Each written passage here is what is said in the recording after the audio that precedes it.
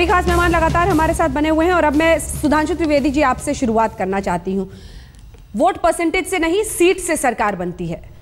दूसरी अहम बात, आपने कहा कि अब अगर जितेंद्र सिंह साहब का नाम लिया जा रहा है तो जैसा आलोक जी कह रहे हैं वाजिब सवाल है। आप इधर कहते हैं कि हर्षवर्धन मंत्री हैं इसलिए उनको हम चीफ मिनिस्टरियल कैंडिडेट नहीं प्रेजेंट कर सकते, अन्य लोगों के लिए भी आपका ये नजरिया रहा है। लेकिन जितेंद्र सिंह में क्या ये सिर्फ और सिर्फ अमित शाह के उस हिंदू मुख्यमंत्री के एजेंडे को आगे ले जाना नहीं है? सीधा सवाल। अंजना जी, ये बहुत विडंबना है। मैं याद दिलाना चाहता हूं 2012 उत्तर प्रदेश चुनाव से पहले अलीगढ़ में कार्यक्रम में अलीगढ़ मुस्लिम यूनिवर्सिटी में जाकर राहुल गांधी ने यह बोला था कि उत्तर प्रदेश में मुस्लिम मुख्यमंत्री क्यों नहीं हो सकता। वो कहें तो वो सही है, प्रधानमंत्री कहें कि मुस्लिम should have first right over national resources of India तो वो धर्मनिरपेक्षता का प्रतीक है। बिहार में, बंगाल में, महाराष्ट्र में मुस्लिम मुख्यमंत्री हो सकता है, छत्तीसगढ़ में, आंध्र प्रदेश में, केरल में ईसाई मुख्यमंत्री हो सकता है, वो धर्मनिरपेक्षता का प्रतीक है।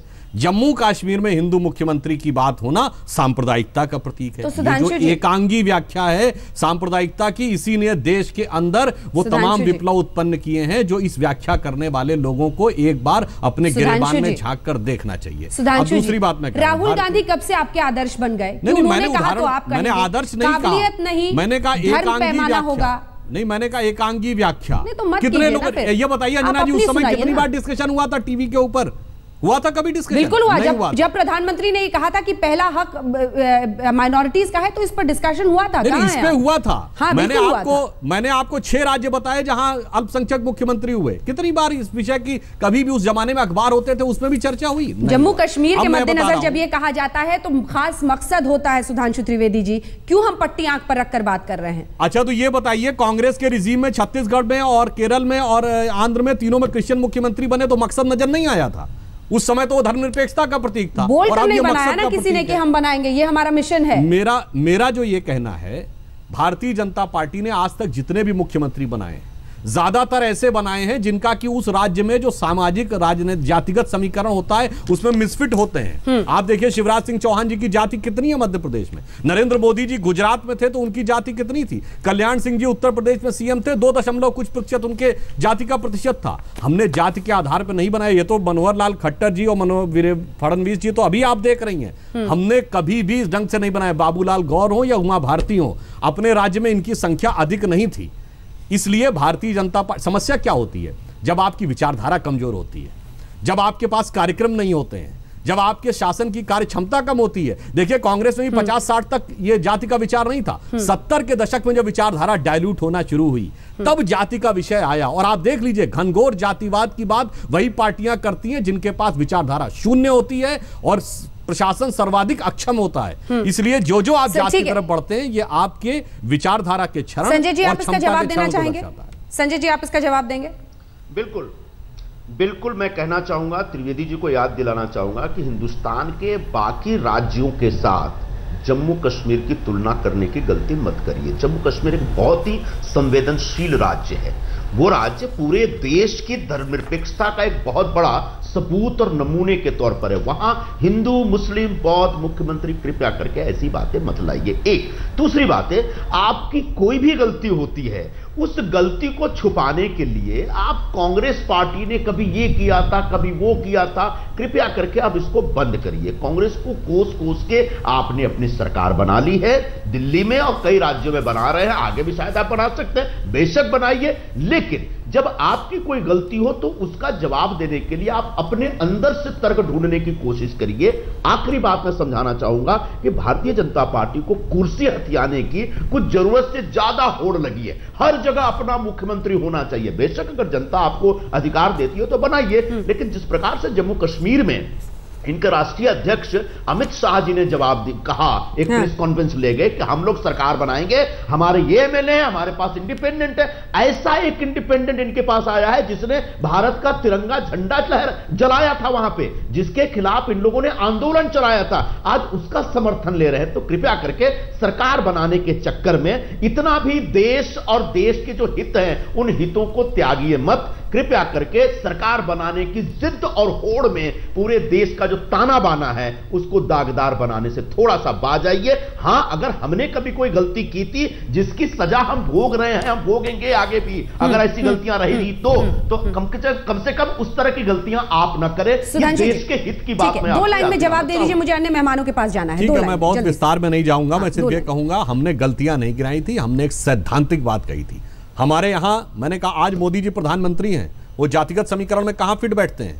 बताइए, लाल कृष्ण आडवाणी जी जैसा नेता जिनकी की जाति अगर आप देखें तो नगण्य के समान है भारत के पूरे प्रतिशत में, हमारे यहाँ नेता क्षमता पे उठता छोटे लेवल पे मत उतरो। आपने कहा ना छोटे, आपने कहा हम अपने अंदर जाके हमने कभी नेता इस आधार पे नहीं बनाए। त्रिवेदी जी, ये मैंने उदाहरण राज्य से लेकर केंद्र तक का उदाहरण दिया। बहस छोटी होती चली जाएगी की जो बात होती है, नहीं मैंने बोला ना, कुशाभाऊ ठाकरे जी हो, जेना कृष्णमूर्ति जी हो, हमने कभी इन बातों पे विचार नहीं किया है।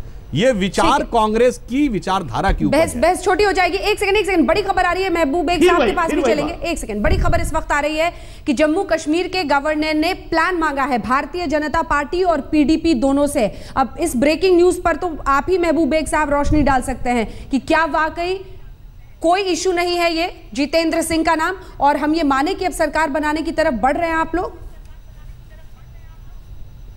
नहीं, सरकार तो बनानी है, सरकार बनाने में तो कोई दो राय हो नहीं सकती है। वही तो मैंने आपसे पहले भी कहा है, बीजेपी के क्योंकि नंबर्स किसी के पास नहीं है जो वहां का सरकार अपने बलबूते पे बना सकती है। इसलिए तमाम रीजन्स के एस्पिरेशंस को नजर में रखते हुए ऐसी स्टेबल गवर्नमेंट बनानी जरूरी है, क्योंकि वहां अभी फ्लड्स सेंचुरी में इतना भयानक फ्लड आया है, अभी रिलीफ रिहेबिलिटेशन के काम करने हैं, वहां अनएम्प्लॉयमेंट हर तरफ से है, लाखों में हमारे जवान जो है बेकार बेरोजगार बैठे हैं, उनको उनकी बेकारी बेरोजगारी को एड्रेस करना है। तो वहां की स्टेबल गवर्नमेंट बहुत जरूरी है जो तीनों रीजन्स को एक साथ चला के वहां के लोगों के मुश्किलात और काम को ठीक से हल करे। हिंदू मुख्यमंत्री, सीधा सवाल स्पष्ट जवाब दीजिएगा, हिंदू मुख्यमंत्री पीडीपी के लिए नॉन इशू है?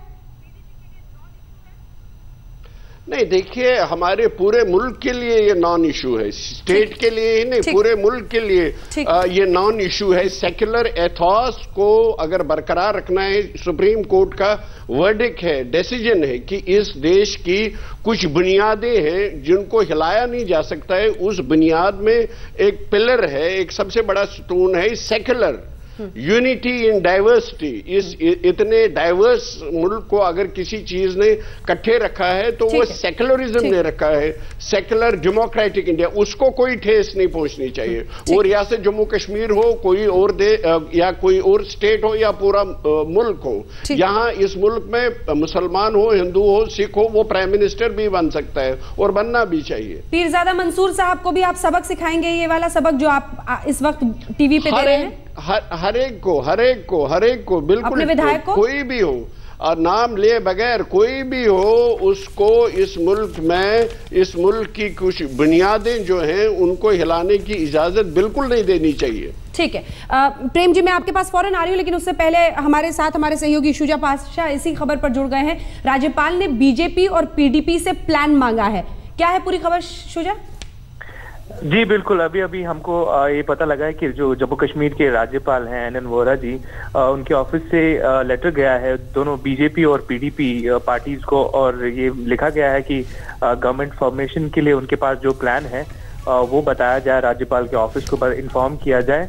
क्योंकि दोनों पार्टियां हैं जो है नंबर्स हैं, दोनों के पास अधिक नंबर हैं, पीडीपी के पास 28 हैं और बीजेपी के पास 25 सीटें हैं। उस हिसाब से दोनों पार्टियों को एक लेटर भेजा गया है और पूछा गया है कि आगे उनके दिमाग में या उनके प्लान में क्या है, किस तरीके से सरकार बननी चाहिए और किस तरीके का उनका गठजोड़ का प्लान है। ठीक है, ये महत्वपूर्ण है, क्या किस तरह से सरकार बनाएंगे, क्योंकि उसी से कदम आगे बढ़ेगा। हालांकि आप उमर अब्दुल्ला की तस्वीर इस वक्त देख रहे हैं, लेकिन सीन से शायद वो हट जाएं अगर बीजेपी पीडीपी प्लान दे अपनी तरफ से सरकार बनाने की। प्रेम शुक्ला जी लगातार हमारे साथ बने हुए हैं और आलोक जी आपके पास भी आते हुए, लेकिन उससे पहले प्रेम शुक्ला जी, कुल मिलाकर ये बात में तो दम है कि कम से कम पीडीपी अगर खुलकर ये कह रही है, बावजूद इसके कि वो वैली से आए हैं, सबसे ज्यादा मतलब एक तरह से उन्हें वहां पर स्वीकारा गया है जम्मू में बीजेपी को, लेकिन वो ये खुलकर कह रहे हैं कि गलत है ये, मुख्यमंत्री का धर्म महत्वपूर्ण नहीं होना चाहिए, फिर वही जुबान आपकी क्यों नहीं? नहीं, निश्चित तौर पर उनकी बात का स्वागत होना चाहिए, लेकिन आप देखिए जिस जम्मू एवं कश्मीर में अगर आप डाइवर्सिटी को सचमुच अगर जो है जस्टिफाई करना चाहते हैं, तो जहां हमेशा मुस्लिम मुख्यमंत्री वहां एक बार हिंदू मुख्यमंत्री हो गया तो क्या कष्ट होगा। जिस जम्मू एवं कश्मीर में संजय जी संवेदना की बात कर रहे हैं, सबसे बड़ी असंवेदनशील बात यह है कि 24 वर्षों तक 3 लाख कश्मीरी पंडित निर्वासित है। अगर वो निर्वासितों का प्रतिनिधित्व करने के लिए कोई हिंदू मुख्यमंत्री हो जाएगा तो इससे सेकुलरिज्म तो और सशक्त होगा, इससे सेकुलरिज्म कमजोर कैसे होगा। इसलिए हिंदू मुख्यमंत्री का नाम आते ही गुलाम नबी आजाद जिस तरह की भाषा का प्रयोग करते हैं, जिन गुलाम नबी आजाद को महाराष्ट्र में वाशिम से चुनकर लोकसभा हिंदू भेजते हैं, वही गुलाम नबी आजाद कश्मीर घाटी में जाते ही मुसलमान हो जाते हैं। ये कितना बड़ा सांप्रदायिकता है, ये सांप्रदायिकता का विरोध है। ठीक है, ये अब सुधांशु जी जल्दी से इस पर मैं रिएक्शन आपसे चाहती हूँ। बीजेपी पीडीपी का क्या प्लान होगा और जितेंद्र सिंह पर कैसे मनाएंगे उनको? हमारे राष्ट्रीय अध्यक्ष ने स्पष्ट किया है कि सभी पहलुओं पर विचार करने के बाद हमारे सभी विकल्प खुले हुए हैं तीनों प्रकार के, तो उचित सारे पहलुओं पर विचार करने के बाद हमारा राष्ट्रीय नेतृत्व इस विषय पर निर्णय लेगा। ये लाइन तो पुरानी हो गई ना सुधांशु जी की, इस रूट की सभी लाइनें खुली हुई हैं, सारे विकल्प खुले हैं, ये तो पुरानी लाइन हो गई। अब उसके आगे बढ़ गया मामला। बीजेपी पीडीपी जितेंद्र सिंह के नाम पर मान जाएंगे, वो क्या है अंदर की बात? नहीं, अभी इस विषय पे अभी मैं आपसे कुछ सार्वजनिक रूप से कहने की स्थिति में नहीं हूं, मगर हमारा राष्ट्रीय नेतृत्व तो जम्मू कश्मीर के हित और राष्ट्रीय हित के सभी पहलुओं को ध्यान में रखकर निर्णय लेगा। बीजेपी की तरफ से तो महबूब बेग साहब जितेंद्र सिंह का नाम रख दिया गया है, तो क्या मुख्यमंत्री के रूप में वो नाम आपको स्वीकार्य होगा? विधायक चुनकर भी वो नहीं आए हैं। मैं आपको कोई जवाब नहीं दे सकता हूँ, ये तो पार्टी डिसाइड करेगी, पार्टी का कोर ग्रुप डिसाइड करेगा। मगर जहां तक मजहब का सवाल है, मेहरबानी करके मैं आपसे फिर कहूंगा, मजहब को इसमें बीच में मत लाइए। ये हमारे एथॉस के खिलाफ है, वो state of Jammu and Kashmir हो या पूरे मुल्क हो, इसको आप बीच में मत लाइए। जिसके पास नंबर्स हों, जो तमाम रीजन्स को इकट्ठे चला सके, वो आगे चलेगा। इसका मजहब, धर्म, रीजन के साथ बिल्कुल कोई ताल्लुक नहीं हो। ठीक है, अलग अलग प्लान की बात हो रही है, तो ये अलग अलग प्लान में क्या आएगा सुधांशु जी, अगर 2 लाइनों में कुछ बता सके, बीजेपी का प्लान क्या होगा? देखिए, राज्यपाल ने जो पूछा उसमें कोई नई बात नहीं है। 1998 के बाद से, जब से राष्ट्रपति ने सूची मांगी थी, उसके बाद से सभी राज्यपाल लोग अक्सर ये सूची मांगते हैं कि आप अपना विस्तार से दीजिए कि किस प्रकार से आप बहुमत सिद्ध करेंगे। तो उसके हिसाब से उन्होंने दोनों पार्टियों से मांगा। अब ये दोनों पार्टियों के विवेक के ऊपर है और उनके आपसी कंसल्टेशन पे है कि वो किस प्रकार से वह सूची देकर राज्यपाल को संतुष्ट कर सकते। ठीक है संजय जी, जल्दी से, लेकिन मजबूरन मुझे ब्रेक के लिए जाना ही पड़ रहा है। संजय जी आप रिएक्ट करना चाह रहे थे उनकी बात पर। मैं ये कहना चाह रहा था कि अभी जो राज्यपाल महोदय ने प्लान मांगा है, उसमें आज ही नेशनल कॉन्फ्रेंस की तरफ से खबर आई कि वो पीडीपी को सपोर्ट करने के लिए तैयार है बिना शर्त। कल नेशनल कॉन्फ्रेंस बीजेपी से समर्थन करेगी, ऐसी अफवाह बीजेपी ने उड़ाई। बाद में शाम तक आते आते उमर अब्दुल्ला को खंडन करना पड़ेगा, ऐसी कोई तैयारी नहीं है। इसका मतलब सबसे ऑथेंटिक प्लान अगर कहीं दिख रहा है और साफ साफ दिख रहा है, वो पीडीपी का दिख रहा है, जिसको कांग्रेस ने पहले से समर्थन देने की बात कह रखी है। भारतीय जनता पार्टी के साथ जो पूरा प्लान दिख रहा है अब तक, उसमें एक बहुत बड़ा फ्रॉड दिख रहा है।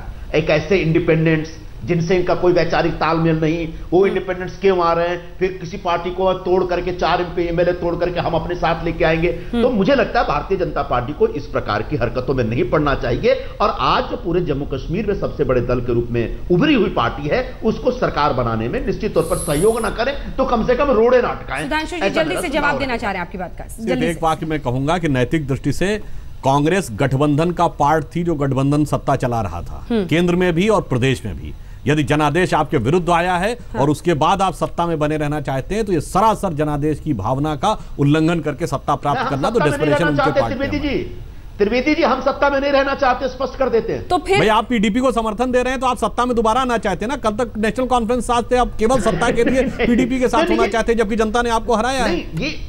ये पीडीपी के ऊपर निर्भर करता है कि वो बाहर से ये तो बात है, लेकिन कांग्रेस समर्थन सरकार में शामिल होना चाहिए। कांग्रेस खुलकर समर्थन दे रही है। आलोक जी एक सेकंड आलोक जी, देखिए शुरू से मेरा ऐसा मानना है कि शुरू से कांग्रेस और नेशनल कॉन्फ्रेंस बीजेपी के साथ नहीं जा सकती, बीजेपी भी जानती है। हाँ। और आप देखें कि कश्मीर वैली में, मैं तो खाली सुधांशु जी को याद दिलाऊंगा, सुदर्शन जी ने और प्रोफेसर राजन सिंह ने मुझे ही 2 इंटरव्यू दिए थे। एक बार जब वो संचालक थे, वो कहते थे कि जल्दी नहीं करना चाहिए सत्ता के लिए। हिंदू बने उस पर कोई आपत्ति नहीं होगी। कश्मीर में थोड़ा वोट बैंक अगली बार बढ़ जाए, एक अच्छी संख्या में वहां से भी विधायक चुनकर आ जाए और अपना बहुमत हो, उसके आधार पर आएगी तो भारतीय जनता पार्टी और पूरे भारतीय समाज में प्रतिष्ठा बढ़ेगी भारतीय जनता पार्टी की। हाँ। लेकिन जल्द ऐसा लगता है कि भारतीय जनता पार्टी थोड़ा ज़्यादा जल्दी कर रही है। इस समय यदि वो बड़ा दिल दिखा करके अपने 10 मंत्री रखवा करके और यदि मुख्यमंत्री और अपना मुख्यमंत्री उप मुख्यमंत्री बना के काम कर लेती तो शायद ये बहस हमको आपको नहीं करना पड़ती। लेकिन लगता है कि इंटेंशनली ये पूरे देश को अगला मैसेज देना चाहते हैं, देखो इन सब लोगों ने एक हिंदू मुख्यमंत्री नहीं होने दिया, ये एक और बड़ा सांप्रदायिकरण होगा जो देश के लिए और समाज के लिए घातक है। हिंदू सबको स्वीकार करेंगे, राष्ट्रपति मुस्लिम स्वीकार करते हैं, उपराष्ट्रपति स्वीकार करते हैं, सर्वोच्च न्यायालय के करते हैं, तो जम्मू कश्मीर में भी हो सकता है कि जिस तरह की भावना बिहार में आपको मिल रही है, झारखंड में मिल रही है, वैसी भावना जम्मू कश्मीर में मिले। बिल्कुल, बहुत बड़ी बात है। लेकिन इस भी उमर अब्दुल्ला का ट्वीट आ गया है, जैसा कि मैं देख रही थी, कह रहे हैं पीडीपी माइंड गेम खेल रही है। दिलचस्प है। बारी आपकी है। जी हाँ, क्या कहा है हमारे दर्शकों ने? जो सवाल हमने आपसे पूछा है, क्या सिर्फ ये एक सियासी चाल है हिंदू मुख्यमंत्री बनाने का जम्मू कश्मीर में? 38% कहते हैं हाँ, 62% कहते हैं नहीं।